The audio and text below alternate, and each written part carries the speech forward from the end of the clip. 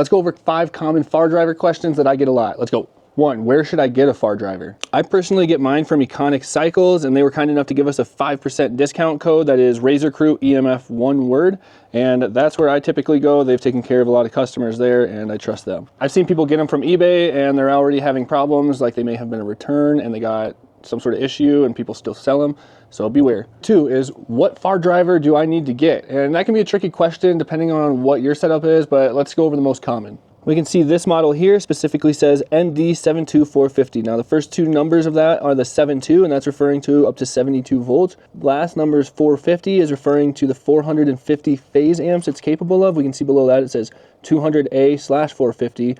Again, that's going to be the 200 line amps it's capable of, and the 450 phase amps it's capable of. So when you see the other numbers like a 72300, then that's going to be kind of the same reference to where the 300 is 300 phase amps, and that particular one is 100 line amps. So that's good for like a My 1020 motor or something of that sort. Which leads us into number 3. What full setup should I get with the controller? And that's kind of going to be built based around your budget as well as what you're trying to get out of it, where there's a lot more powerful motors nowadays, where we see the KR5V, the FW11, QS, Ocean motors, and more. We're going to need different kinds of bigger controllers or bigger amp output batteries to control those. So know your full build setup so that you're buying the right stuff for the parts and you're not limiting yourself somewhere else. Number 3, is it just plug and play? Well, it matters where you get it from. Everyone's kind of doing it different. A lot of my customers are getting our EMF FAR driver adapter harness, and then that plugs into stuff that's plugged into their Vivor controllers that they've gotten from me in the past, or you can still get, like voltmeter key switches, and then we do have throttles and other stuff. So no, a lot of this stuff is not gonna be plug and play. Colors of wires do not matter. They're not gonna just match up. Everything's a little different in this field, so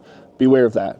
And last is gonna be, how fast does it go if I get a better, bigger controller? Now, a lot of times that's gonna refer to more of what voltage battery you have. So 48 volt, we don't see as high speeds as a 72 volt. So if you want higher speeds, I recommend going 72 volt. If you want really high speeds, you're gonna want a high amp output 72 volt, and you're gonna wanna go with a bigger controller like a 72450 or something larger like a 680, and an FW11 or maybe a KR5V. So we'll do some other videos. Let me know if that helps, and we'll catch you guys on the next one.